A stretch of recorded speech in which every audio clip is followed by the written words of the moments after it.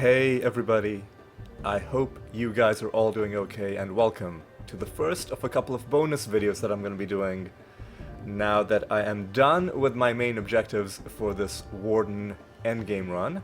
In this first one I'm going to be giving a snapshot of the build that I've been using. Before I get going though, I should mention that I was actually hesitant to make this video, to even go into detail about my build. And the reason for it is perhaps a little bit silly. It's because there are parts of my build that aren't optimized at all, and so I've for some reason felt embarrassed about sharing it because I was like, oh, people will point out how non-optimal it is.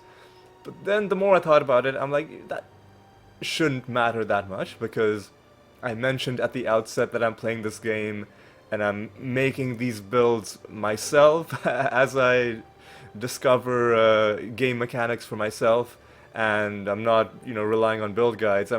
It's very much a process of discovery, and there are things that work, there are things that don't work, and there are things that kind of work but maybe don't work as perfectly as they could if you did things in the completely optimal manner.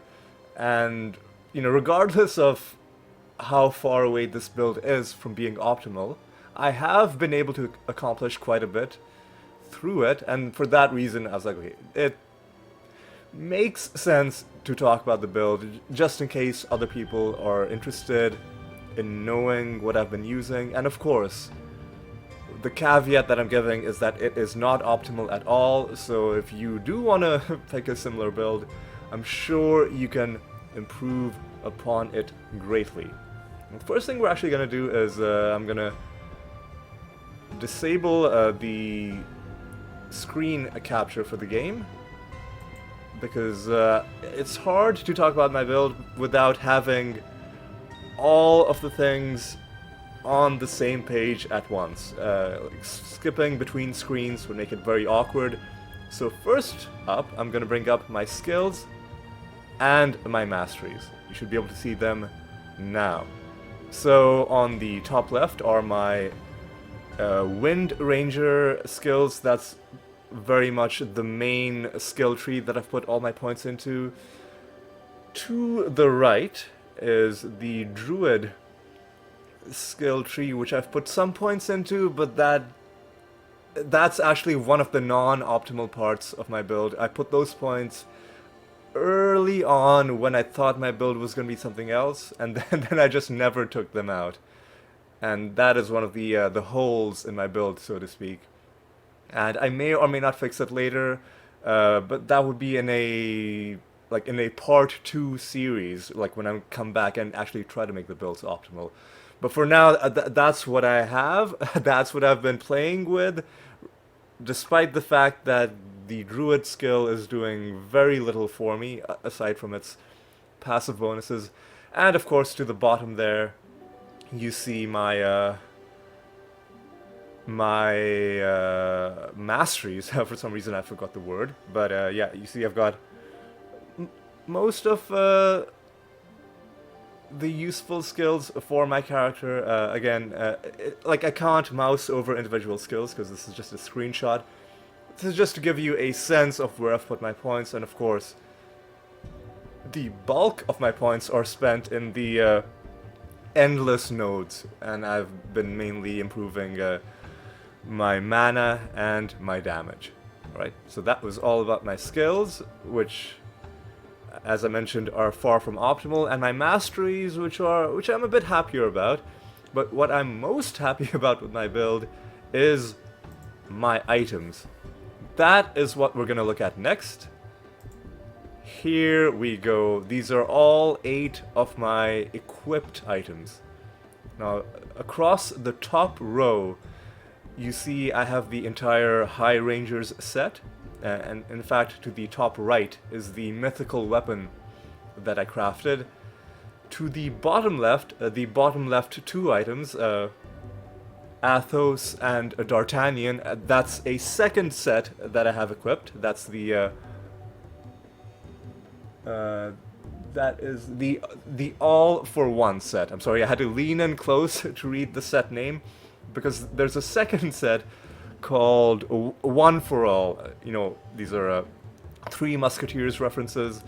But yeah, I had to make sure I was getting the correct set name. But this one is another... So I have two complete sets equipped, basically. The High Ranger set, which is giving me my main offense, plus, because it's the complete set, I'm gaining the damage reduction. And then we have this one, which is giving me a bit of an offensive boost, because you see the bonus for the All for One set is that it takes all of my damage bonuses and puts them all into the damage bonus for my main element. And among other things, this means that nothing is wasted. Like, if you find an item that's giving you damage to all, it's gonna wind up in your main damage. So that's what I like about that.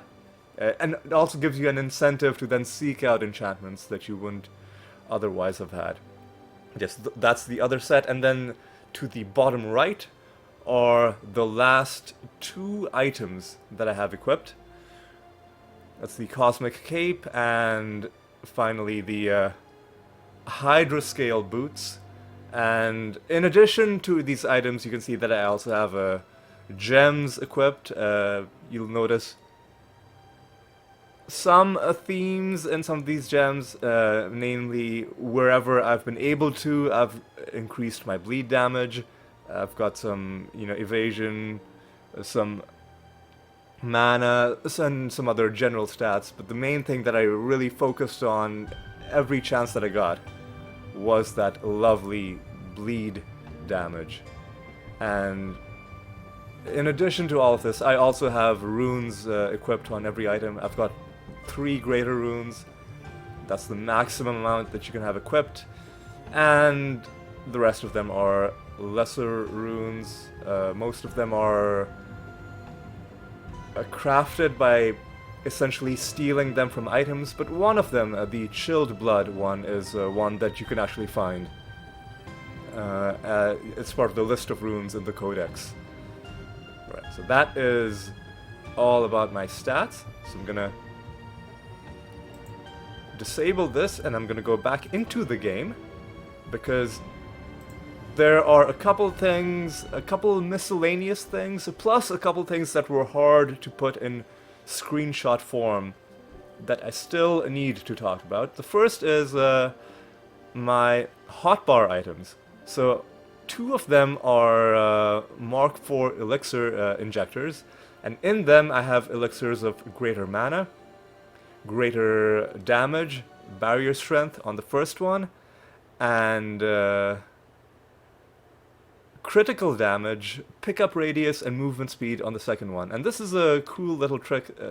Not really a trick, but it might not be obvious. It took me a while to even realize that you can do this. For the longest time I only had 1 elixir injector, but then I realized I can have 2 of them, because there's no limit to how many elixir status effects you can have. As you can see at the bottom of the screen, the bottom left, I've gotten all 6 of these stats across 2 elixirs. It's just that each individual elixir can only hold 3 things, but there's nothing stopping you from just putting a second injector in your hotbar. In addition to that, I have a launcher, which I haven't actually done anything with yet. I'll figure something out for that eventually. I think you might be able to do some interesting things with the vials, like debuffs on enemies, but haven't really felt the need to.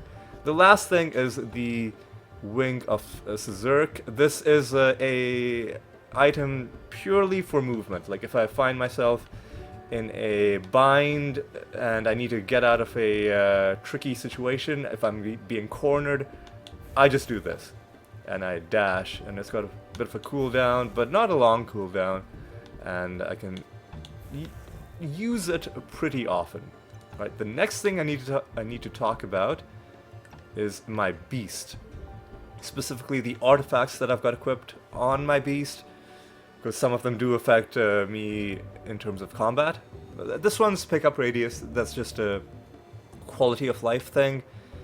Breakable objects, and another quality of life thing.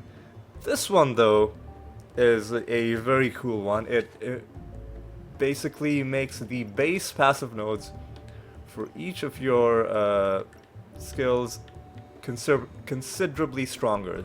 So, for instance, the passive bonuses that I'm getting merely for putting points into the Wind Ranger skill tree are now quite a lot higher. The attack speed in particular is very nice to have. And let's see the others. This one is giving me poison and frost damage. I have that because if like none of the others felt particularly useful to me, although this one might not be bad, the one about kill streak bonus attacks, but I took this because it translates into a direct damage bonus into my physical damage, and in fact it's a bigger damage than if I took the one that was just boosting my physical damage. If I can find it. Satellite, fire, lightning, holy damage. You see, there is one that boosts only physical damage, and I could use that, like, physical damage is my main damage, but because I have the all for one set, it's better for me to do this, because it essentially then becomes 100% bonus to my physical damage, rather than just 50, so a bit of min-maxing going on there. And then this one is giving me a whole bunch of mana, which is important because of my cape, of my cosmic cape, which converts my a portion of my mana into damage, and also the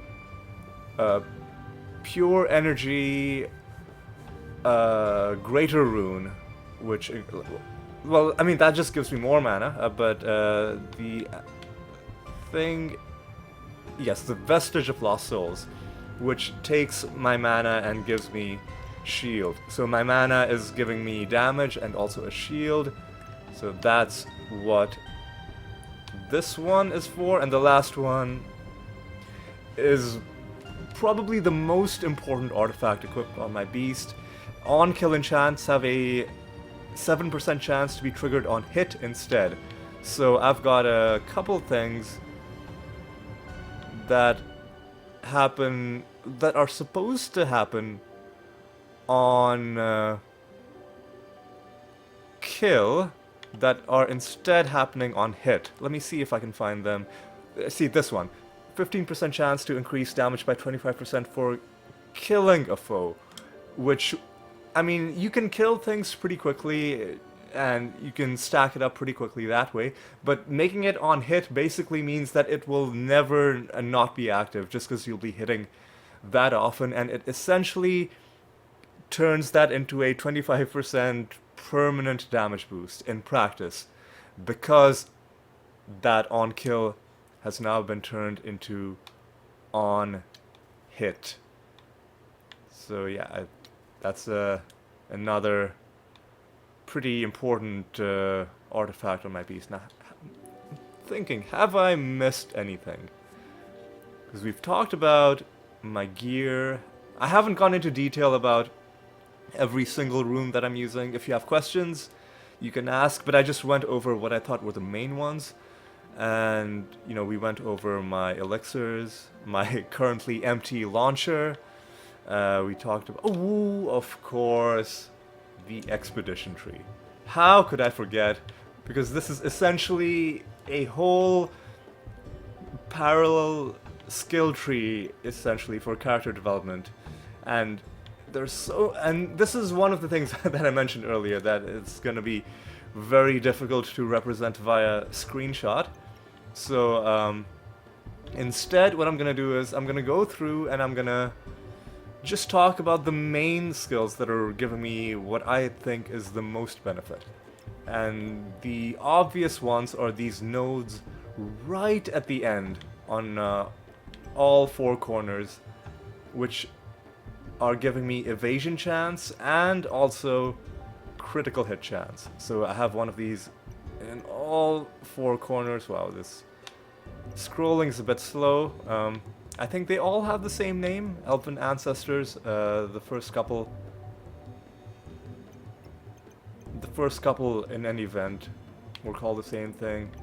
And yep, another Elven Ancestors, and just because we've seen the other three, we might as well complete the set and see what's going on with this one. And as expected, it too is an Elven Ancestors rune. So those are, like, you know, important, like, big deal nodes that you can only get once you've completely finished the expedition. But there are some other ones that I've put quite a few points into that are helping me out quite a bit. Like, I've got a lot of them where I just put 2 points into them, or 1 point, and then I stopped at the point where they started costing golden crystals. There are so many of these, and a lot of them I really only did that because I needed some way to spend my crystal. So I'm not going to go over all of them, but I will go over this one, which has 100 points into it. The Physical Specialization 1, which is increasing the base damage of a Rapid Shot and Gust. Rapid Shot being the main primary attack skill that I'm using. In addition to that, I don't think there's anything up here that I've put that many points into, no. But if I go down to the right, there is this thing that I've put 10 points into, and this is boosting my mana. And as I mentioned earlier, mana is very important for me because it gives me damage shield, which is the only thing keeping my character alive because I have no health at all, and also boosting my damage on top of that, so very important stat. And if I had the mana to spare, I would probably max out this node.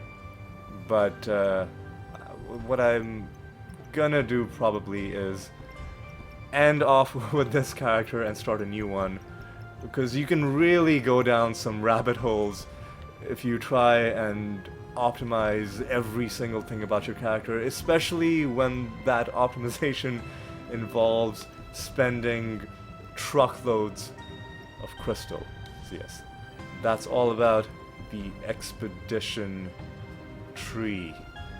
And I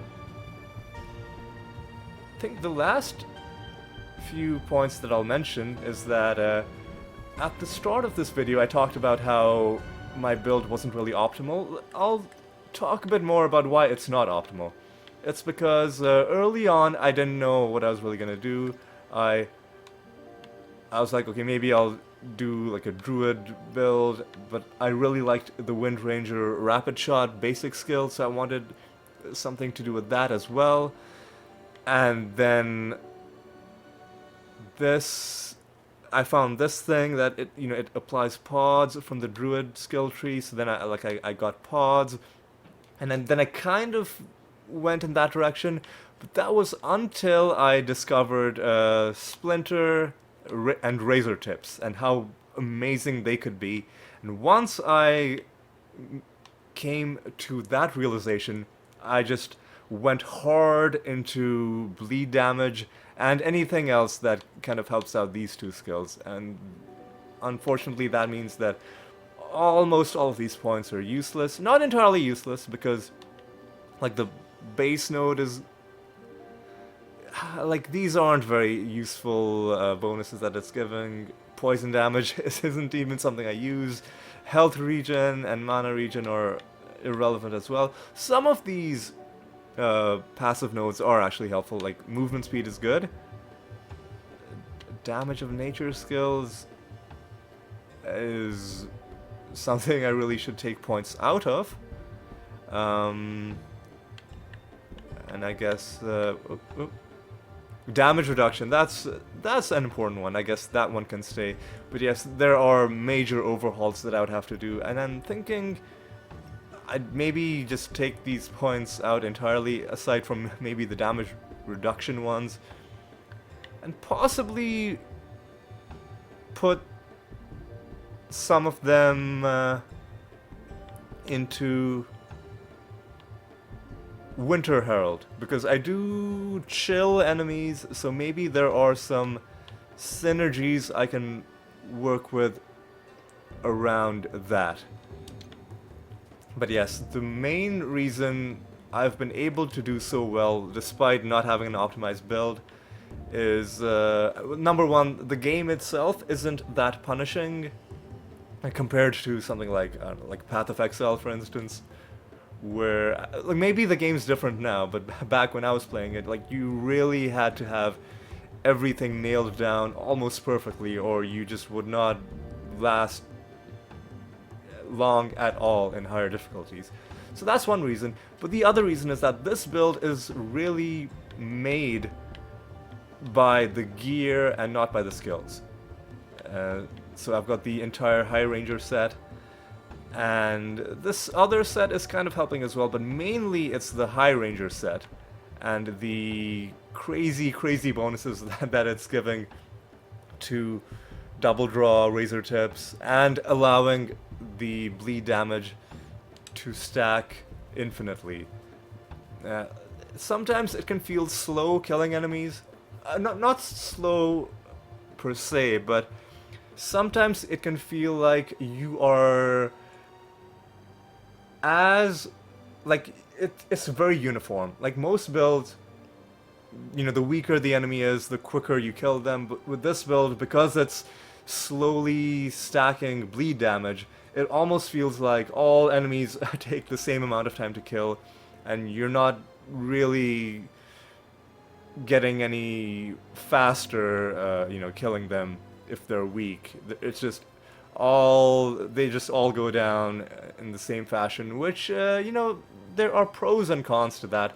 I've learned to love this style of play, but, you know, I am also looking forward to trying out a different style with another character when I do start my new series. But yes, I think that just about covers everything. So I mentioned in the beginning that I had some, like, irrational hesitation about talking about my build, because I'm like, oh, it's not optimal. But at the end of the day, a build is a build, and if a build is able to get you far without being optimal, that in and of itself is a useful piece of information. And so, yeah, for that reason, I'm just sharing what I used to help get me this far. And of course, if you want to play such a build, I am positive that you'll be able to do a much better job with it than I have. Alright, I think that about is all that I have to talk about here, so it is time to bring this video to a close. I hope it helped you. If you had any questions, if you were curious about what kind of a build I was running. And oh, one thing I should mention is that this build is good enough to get me to tier 81, and it's not like I've hit a wall here. I could keep going, but the only reason I've stopped is that I really, at this point, want to stop with this character and start with a new one. So that is something that I'm going to be doing not far in the future. But yes, just to show you that this is I consider it a decent build if it can get close to tier 100. So yes, I think that is the last thing to mention before wrapping things up. And oh, one thing I should mention, oh, it completely slipped my mind. Think. Nope. I feel like I had something to say, and then I oh, you know, now I remember. So I was going over my items, and you can see this in the screenshot as well. I'll mouse over them again. And I did mention this earlier in the series, but some of the items are not fully upgraded in terms of the augments. mainly the bonuses that are giving me resistances. So those are all silver star instead of gold star. The exception being the resist all. Those ones I have made gold star, but for instance the fire resistance there, the poison resistance there, holy and lightning resistance, those are all silver star. The reason is because my resistances are maxed out even in the anomalies with all of the penalties. So like there's literally no reason for me to spend those resources other than like the OCD of just upgrading something for the sake of upgrading. And you know what, like if I have nothing else to spend my crystal on, I would do it, but for now, like I still need to upgrade the rest of my stash. I got some saving up to do for that, so I'm not gonna be indulging my OCD on these augmentations just yet. Right, now that was the last thing I want to say, and now it is time to draw things to a close. And yeah, I hope this was a helpful little video for you, and I will have one more bonus video to do with this character. I'm not gonna say too much about it, except that it may or may not be about a certain seasonal event that's gonna be coming up soon. And I guess I've already given away what it's gonna be, but yes, that is something that's gonna be coming up later this month. And then after that, I'll be taking a bit of a break from Chronicon, working on some other series, but eventually I will start a new series from level 1 with a different character. And I look forward to seeing you guys there. But yes, that is gonna be all. Thank you so much for watching, and I do hope to see you in the future. So, until then, take care.